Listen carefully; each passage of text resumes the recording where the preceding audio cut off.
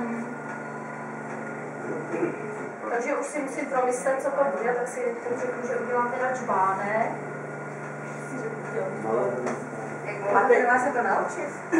No jak kdo, někdo má grif takovej šem, jako že se to naučí za 2 měsíce, ovšem musí od rána do večera. Ale někdo se za rok nenaučí, jo, to je někdo se nenaučí vůbec. To by byl asi můj příklad. No, ono někdy tady třeba děti zkouší a na někom je znát, že by si to udržel, jo. Ono to tak jako je s takovým vnitřním klidem, že se člověk by takový ustále. A to je měkký, teď to máte měkkou, to můžete tam tak krásně, jako ten... No, teď je taková... Můžeme si na to šáhnout. Jo, teď ona není tak měkká, ale to musí být. Já to hlavně tou vodou, já to jako by trošku změkčím, jo. Když bych to měla hodně měkký, tu hlínu, tak ono se mi to rozhodí, jo. Tak je asi dobrá terapie, ne? To je super, co? A ty zvážka, ale... A jí takhle říkají zákazníci, co takhle sledují točení, že to uklidní. A vás to taky uklidňuje, vás taky uklidňuje. Někdy se stane, že uteču, no. Nikdy to nejde. A je tady hospoda, že byste utekla do hospody? Je vedle. Je?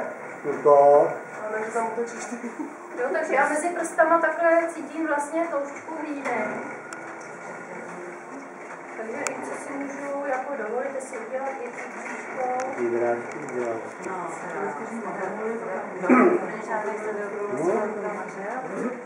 Prostě paní tam šáhne. Tak, to je Jak by to dělat, tak to bude.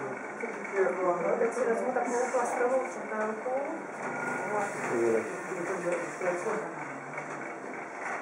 A naše keramika, protože se namáčí do té bílé glazury, tak musí být krásně hladká, aby na ní potom děvčata mohly malovat. Aby mohly malovat vlastně štětcema bez nějakých jako zájemů.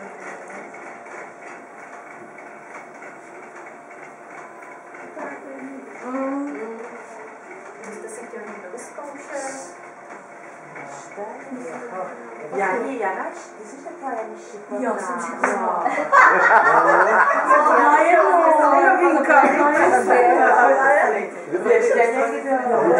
A já ji dobře, já jsem to zkoušela. Já dobře vidím, to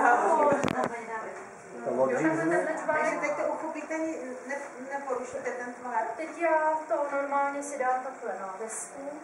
Takže ono to je dost pevný na to. No jak je to kulatý, tak to tak nějak jako vykladí, jak je klenba, jo, tak drží, že se mi to nezmáčkne. Horší jsou velký mísy, třeba za váma na stole je velikánská mísa, která při vytočení má bezmála půl metru, ona tím skrutím se, ty všechny výrobky se zmenší, přesně, jo. Takže tu